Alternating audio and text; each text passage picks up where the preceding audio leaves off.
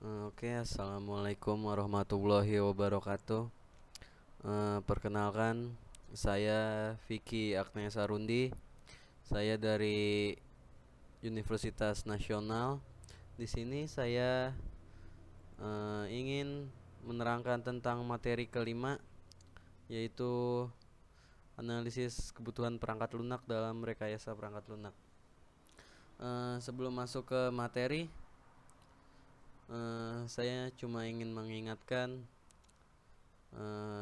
di dalam pandemik ini lebih alangkah baiknya kita selalu menjaga kebersihan ya, untuk teman-teman, bapak dosen semuanya stay at home, jangan boleh keluar rumah, tapi dengan ketentuan-ketentuan yang sudah pemerintah berikan untuk kita harus menaatinya. Kemudian karena sudah sudah waktunya untuk menjelaskan. Di sini saya akan menjelaskan ya. Oke. Rekayasa perangkat lunak. Materi 5, analisis kebutuhan perangkat lunak. Dari Bapak Ari Gunawan. Pandangan umum tentang rekayasa perangkat lunak merupakan yaitu analisis, desain, konstruksi, verifikasi, dan manajemen kesatuan teknik atau operasional tanpa mempedulikan kesatuan yang dikembangkan. Pertanyaan dua di bawah ini harus dimunculkan dan dijawab. Oke.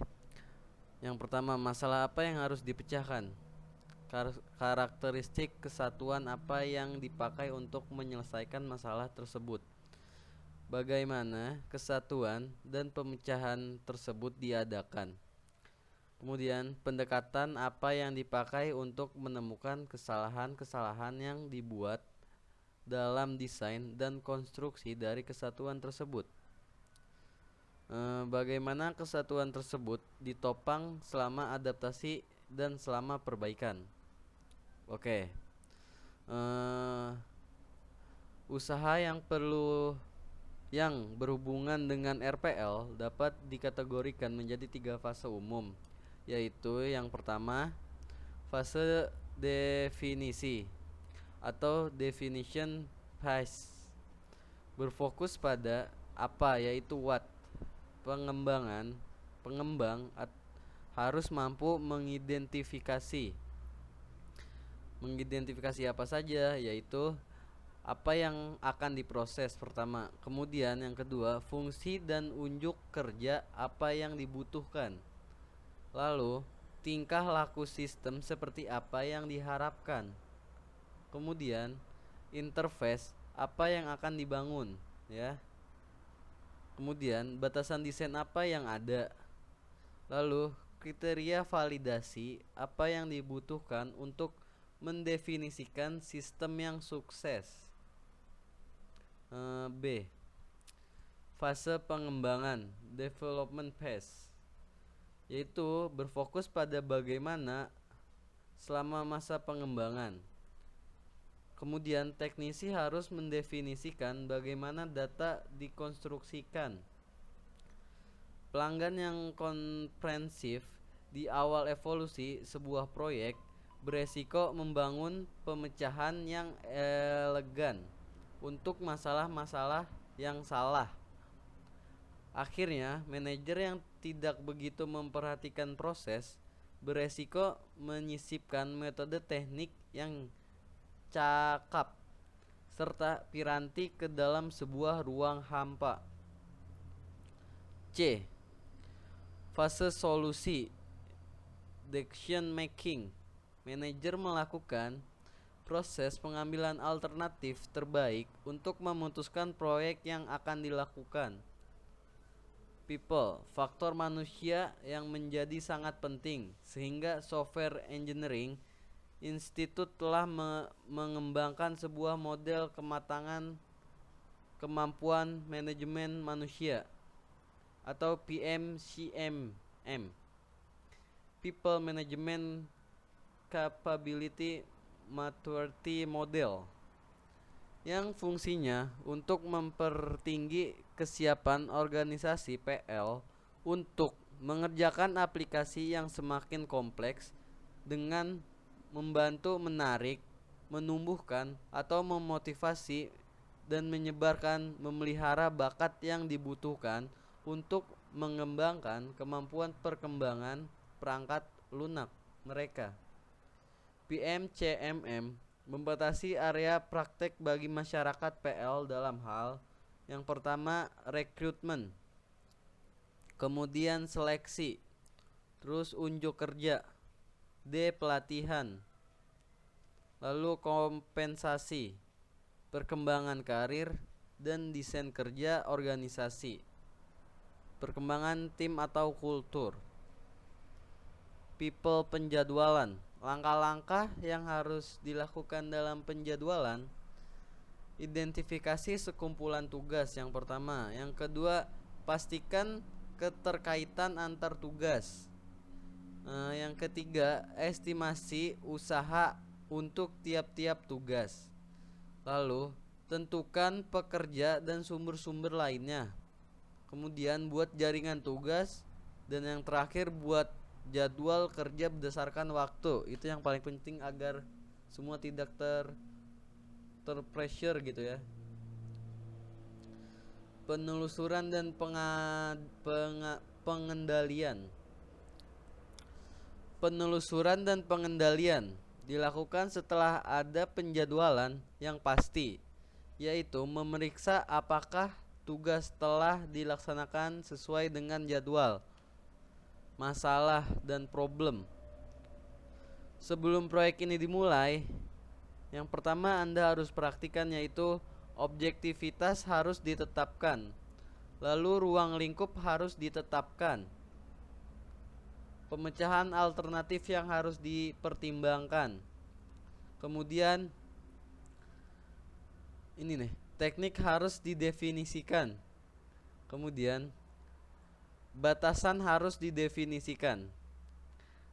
Kelima hal di atas perlu menentukan untuk estimasi biaya yang akurat. Kebutuhan rekrutmen. Menurut arti kamus, kebutuhan adalah sesuatu yang diminta, sesuatu yang dibutuhkan. Sedangkan menurut IEE, The Institute of Electrical and Electronic Engineers, kebutuhan adalah yaitu kondisi atau kemampuan yang diperlukan pemakai untuk menyelesaikan suatu persoalan atau untuk mencapai sebuah objek. Kemudian, kondisi atau kemampuan yang harus dipenuhi oleh sistem dalam arti memenuhi kontrak, standar, spesifikasi, atau dokumen formal lain yang diinginkan. Tahap kebutuhan akan perangkat lunak dimulai dengan yaitu dikenalinya adanya sebuah permasalahan yang membutuhkan sebuah penyelesaian. Identifikasi sebuah permasalahan mungkin dapat dilakukan dengan berorientasi pada aplikasi, berorientasi pada bisnis, atau berorientasi pada kenaikan produktivitas atau product improvement oriented. Munculnya ide untuk membuat sebuah perangkat lunak baru sebagai sebuah kemajuan. Ada dua jenis kebutuhan.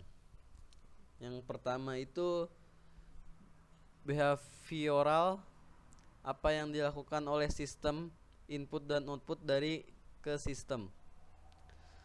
Hubungan informasi antar input dan output sehingga menghasilkan sebuah fungsi transformasi. 2. Non-behavioral, mendefinisikan atribut sistem yang terkait untuk membentuk pekerjaan tersebut, termasuk deskripsi lengkap tentang efisiensi, keamanan, security, reliability, maintainability, yaitu bagaimana perawatan untuk sistem. Dan probability bisa dipindahkan dari satu perangkat keras ke perangkat keras lainnya. Jika dapat dideteksi, dilakukan perbaikan pada setiap tahap proses. Jika tidak dapat dideteksi, kesalahan baru kelihatan setelah produk selesai dibuat. Tahapan analisa kebutuhan (PL). Tahap pekerjaan analisa kebutuhan perangkat lunak pada dasarnya terdiri dari urutan aktivitas. Yang pertama yang perlu Anda ketahui itu menentukan kebutuhan rekrutmen. Lebih banyak berhubungan dengan pemakai. Hasil belum terstruktur. Data atau informasi apa yang akan diproses. Fungsi apa yang diinginkan. Kelakuan sistem apa yang diharapkan. Antarmuka apa yang tersedia, user interface, hardware interface, software interface, dan communication interface.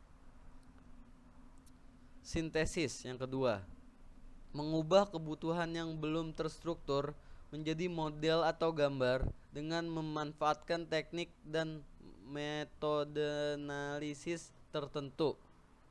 Yang ketiga, membuat dokumen software requirement specification atau SRS sudah merupakan analisis yang lebih rinci sebagai tahap awal perancangan. Metode analisis.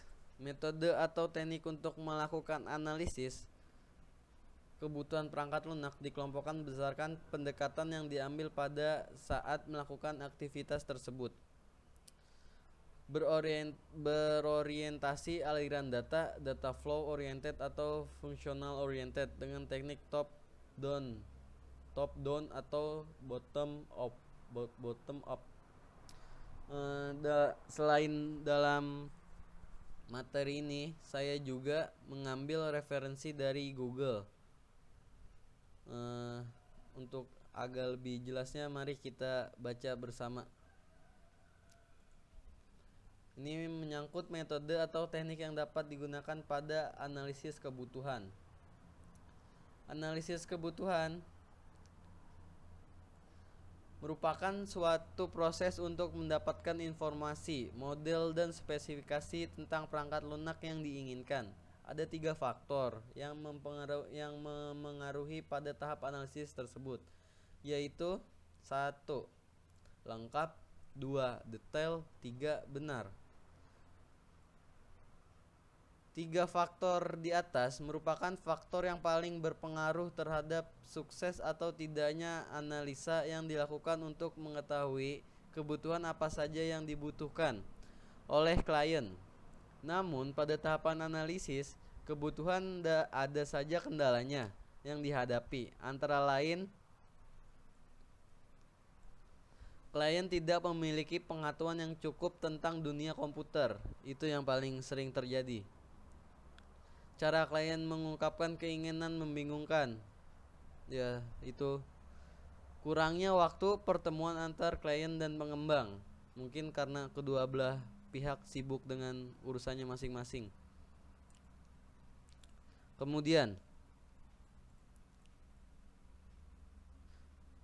pada tahapan analisis kebutuhan ini terdapat beberapa metode atau teknik yang digunakan. Antara lain,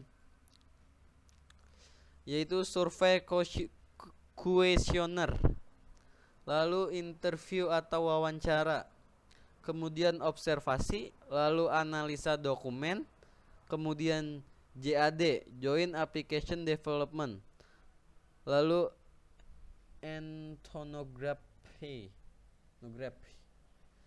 shadowing, Bollywood. Yang pertama, software survei kuesioner.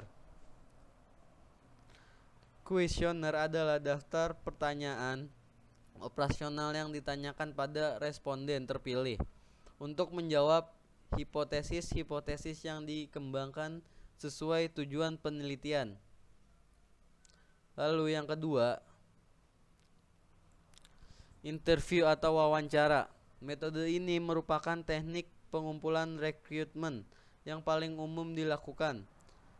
Teknis di lapangannya, sang pengembang atau development dengan yang ditanyakan dengan masalah yang diangkat kepada responden yang memiliki kriteria yang cocok pada masalah yang ditanyakan.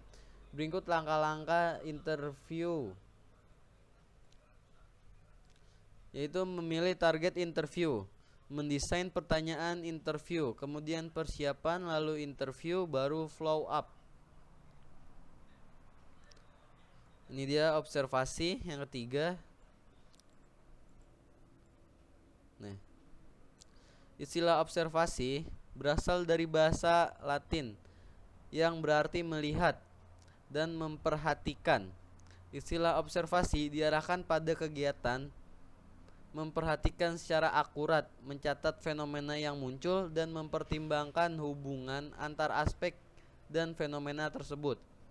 Macam-macam observasi, yaitu A. Observasi partisipan. Satu observasi tersebut disebut observasi partisipan jika orang yang mengadakan observasi turut bagian dalam kehidupan observer. B. Observasi sistematik.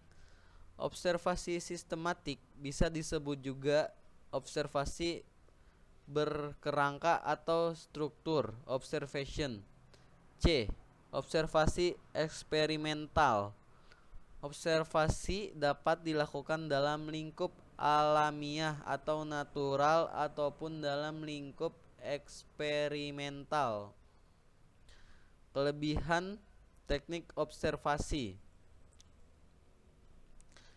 Yang pertama, data dikumpulkan melalui observasi cenderung mempunyai kendala yang tinggi. Lalu menganalisis melalui observasi dapat melihat langsung apa yang sedang dikerjakan. Pekerjaan yang rumit kadang-kadang sulit untuk dijelaskan dengan kata-kata. Melalui observasi penganalisis dapat mengidentifikasi kegiatan-kegiatan yang tidak tepat yang telah digambarkan oleh teknik pengumpulan data yang lain. Dengan observasi, penganalisis dapat menggambarkan lingkungan fisik dari kegiatan-kegiatan. Kekurangan teknik observasi. Umumnya, orang yang diamati merasa terganggu dan tidak nyaman. Seperti Anda diperhatikan oleh orang lain di luar sana, mungkin pasti Anda merasa risih dan jengkel ya tentunya. Yang kedua, pekerjaan yang sedang diobservasi mungkin tidak dapat mewakili suatu tingkat kesulitan pekerjaan tertentu atau kegiatan-kegiatan khususnya yang tidak dilakukan. Kemudian observasi dapat mengganggu pekerjaan yang sedang dilakukan. Kayak mungkin tadi kalian sedang risih gitu diliatin ya. Orang yang diamati cenderung melakukan pekerjaannya dengan lebih baik dan biasanya jadi sering menutupi kejelekannya. Ya seperti itu kalau sedang diperhatikan kan kayak pemandu bakat gitu. Kita jadi all out untuk mengeluarkan kemampuan kita. Ya seperti itu kurang lebihnya. Analisa dokumen.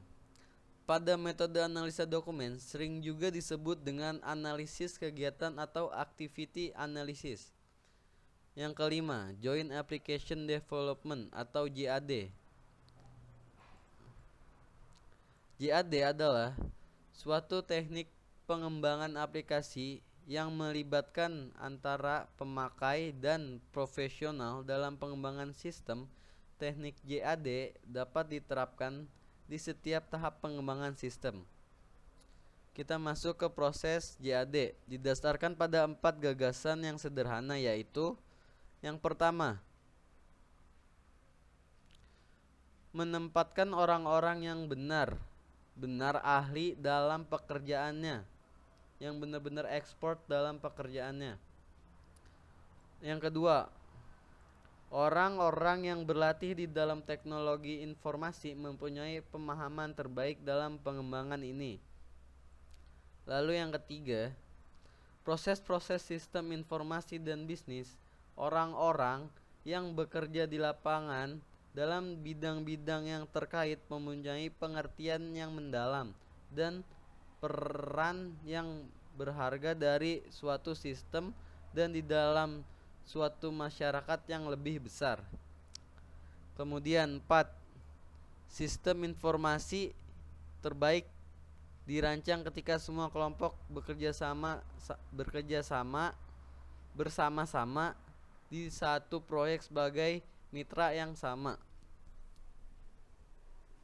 Lalu pelaku JAD secara garis besar perlu terlibat adalah yaitu pertama sponsor. Sponsor udah pasti harus masuk ya, karena dia sumber utama. Bukan sumber utama juga sih, salah satu sumber terbesar untuk masalah biaya. Lalu business user. Lalu sistem analisis, tim developer, sistem expert, fasilitator. Seperti ini gambarnya. Yang keenam, etnografi. Etnografi berasal dari bahasa Yunani ethnos, artinya rakyat, sedangkan grapho yaitu menulis. Nih, etnografi merupakan strategi atau metode penelitian ilmiah yang sering digunakan dalam bidang ilmu sosial, khususnya dalam antropologi dan dalam beberapa cabang sosiologi lainnya. Teknik-teknik etnografi yaitu yang pertama, penelitian kuantitatif. B. Penelitian kebijakan publik. C. Jurnalis.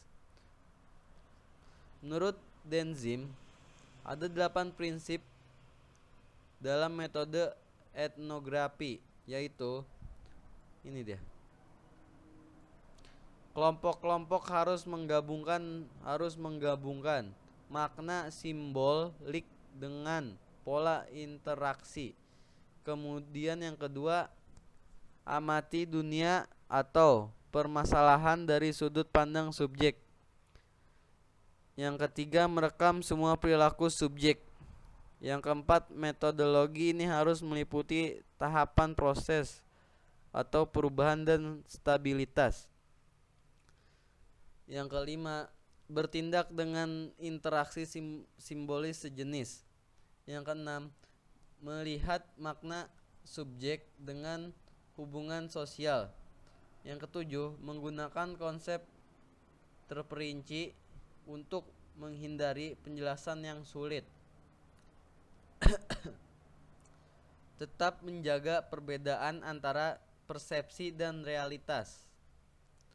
Yang ketujuh, Shadowing merupakan salah satu metode penelitian dengan cara mengikuti subjek yang diteliti dengan izin mereka. Contoh kasus, peneliti tentang ponsel, di mana orang bisa meletakkan ponsel, merek ponsel yang dipakai. Dari hasil penelitian dapat didapati bahwa 60% dari sampel pria menaruh ponsel mereka di saku depan mereka dengan alasan agar mudah diambil pada saat ingin digunakan. Sedangkan 60% dari sampel wanita menaruh ponsel mereka dalam tas tangan atau tas lainnya. Dan hampir 80% dari mereka menggunakan merek Nokia.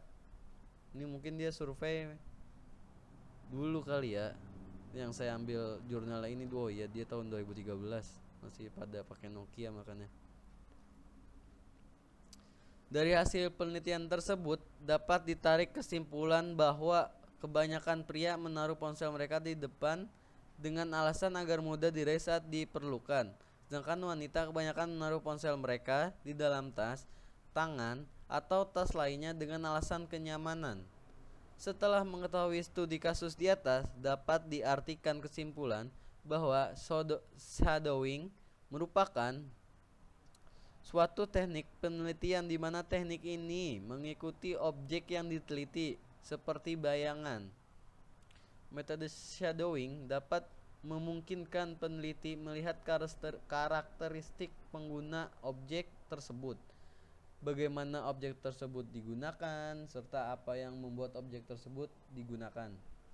Dalam hal ini, contoh yang diperoleh dari data yang diambil yaitu bagaimana cara seseorang membawa ponsel atau meletakkan ponsel dan sejenisnya yang mereka gunakan. Lalu, dalam shadowing dikenal juga istilah validitas konvergen.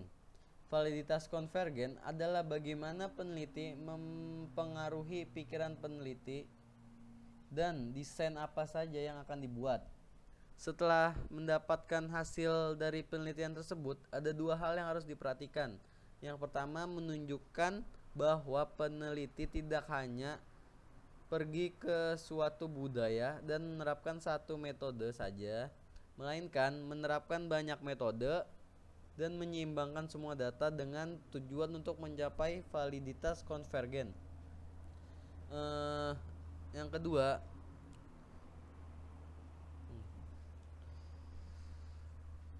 kadang peneliti mengumpulkan data statistik yang valid yang dapat disajikan sebagai fakta.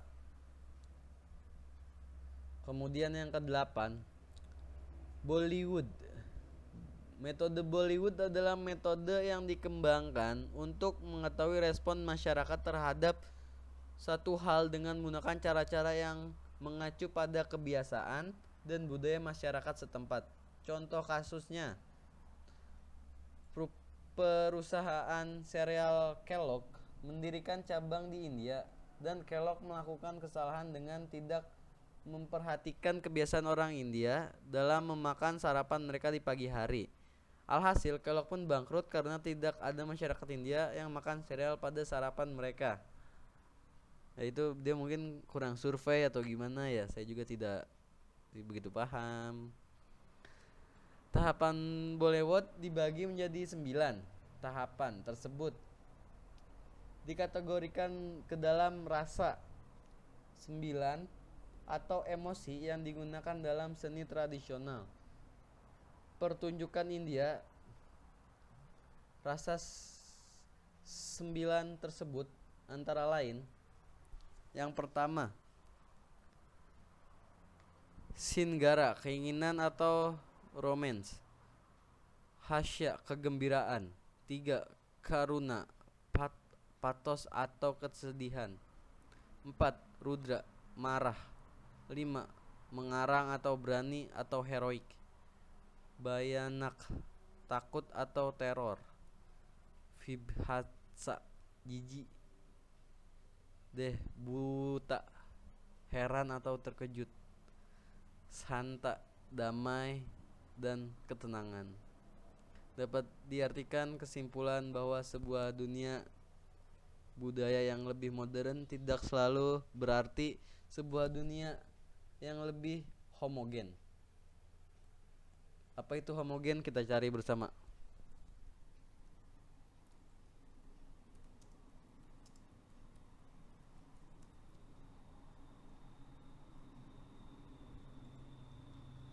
Homogen itu adalah istilah yang digunakan untuk menunjukkan bahwa suatu hal tersebut adalah sama, baik itu sifatnya, tingkah laku dan karakteristiknya. Itu dia. Budaya akan merespon berbeda terhadap proses modernisasi dan akan tetap unik. Bahkan penggunaan produk serupa di berbagai belahan dunia tidak menunjukkan kesamaan budaya. Penggunaan akan terus dipengaruhi budaya mereka yang unik. Dengan demikian, perilaku pengguna terus bervariasi lintas budaya. Mungkin segitu saja yang bisa saya terangkan. Kurang lebihnya mohon maaf bila ada tutur kata, tutur bahasa, tingkah laku yang tidak berkenan di vlog saya ini, yang tidak berkenan, yang menurut Bapak tidak berkenan, tolong dimaklumkan. Dan sekali lagi, berhubung sekarang bulan puasa dan sebentar lagi lebaran, saya dan keluarga meminta maaf sebesar-besarnya. Semoga amal ibadah kita di bulan Ramadan ini diterima oleh Allah Subhanahu wa taala, dan semoga wabah corona atau Covid-19 cepat menghilang di bumi ini. Entah itu memang benar-benar wabah, benar-benar pure wabah, ataupun ulah elit global, konspirasi dan sebagainya. Semoga ini cepat-cepat berakhir. Semoga dunia ini kembali normal, dunia ini kembali tentram, kembali seperti semula. Terima kasih. Kurang lebihnya saya mohon maaf. Wassalamualaikum warahmatullahi wabarakatuh.